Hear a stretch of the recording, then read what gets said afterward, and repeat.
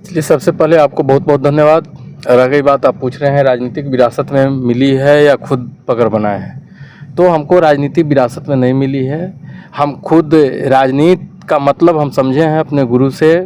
जो राजनीति में जब हम आए तो हम राजनीति का मतलब समझे कि राजनीति का मतलब होता है अत्याचार के खिलाफ, भ्रष्टाचार के खिलाफ लड़ाई लड़ना, यह राजनीति है। हमने उस काम को किया और राजनीति में खुद अपने आप पकड़ बनाया है। लोगों का कहना है आपके बारे में कि आप राजनीति में कम समय देते हैं और कॉलेज में ज़्यादा समय देते हैं, ये बात कहाँ तक सत्य है?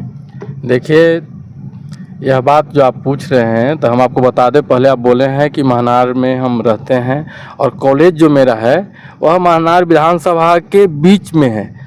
जब महनार विधानसभा के अंतर्गत मेरा कॉलेज है तो विधानसभा और कॉलेज में अंतर कहाँ रहा?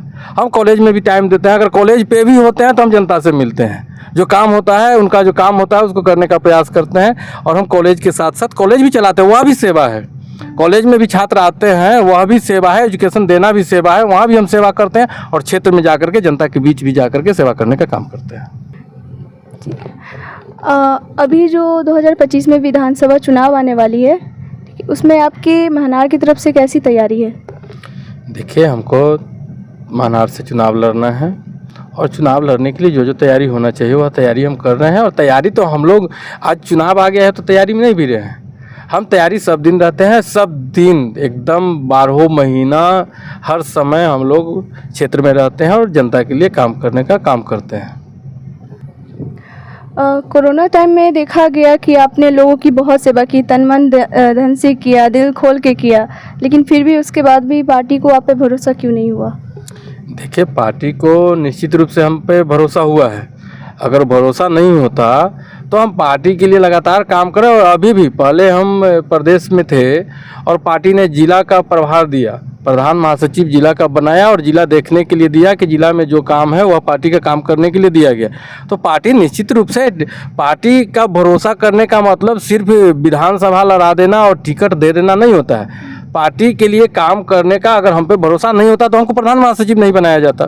और बहुत सारी मजबूरी होती है पार्टी के साथ, उस समय नहीं मिला। इसका मतलब ऐसा नहीं है कि पिछले बार नहीं अगर हो पाया, कोई कारण से अगर टिकट नहीं मिल पाया तो हम चुनाव नहीं लड़ेंगे। इस बार पार्टी हम पे निश्चित रूप से भरोसा करेगी और चुनाव लड़ के जनता के सेवा करने का मौका पार्टी की तरफ से हमको मिलेगा।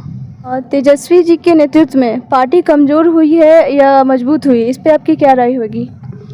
देखिए, तेजस्वी जी जो हैं, राष्ट्रीय जनता दल के जो आला कमान प्रधान आदरणीय लालू प्रसाद जी हैं और उनके नक्शे कदम पे ही तेजस्वी जी चल रहे हैं। और लालू प्रसाद यादव जी ने इस पार्टी को सींचने का काम किया, सामाजिक विचारधारा को आगे बढ़ाने का काम किया। उन्हीं के नक्शे कदम पर निश्चित रूप से तेजस्वी प्रसाद यादव जी नौजवान हैं, इनर्जेटिक लोग हैं, तो निश्चित रूप से उस अपेक्षा में तो ज़्यादा काम कर रहे हैं। जब नौजवान हैं तो अच्छा काम कर रहे हैं और पार्टी काफ़ी मजबूत हुई है। और आने वाले दिनों में, पिछले बार अगर बता दें, जब आप पूछ रहे हैं तो पिछले बार 2020 में ही तेजस्वी जी ने तो जो काम के लिए जो लालू प्रसाद यादव जी ने जो उनको उपहार दिया था उसको लगभग फतह कर लिया था। जनता ने तो तेजस्वी प्रसाद यादव जी को मुख्यमंत्री मान लिया था। बेईमानी करके इधर उधर करके उनको गद्दी पर से साइड किया गया।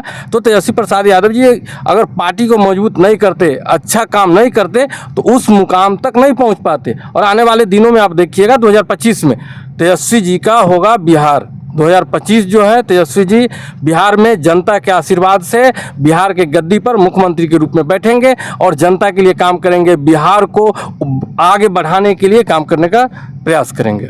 2025 में जनता के लिए आपकी पार्टी की तरफ से किस तरह की योजना है, कौन कौन सी योजना है?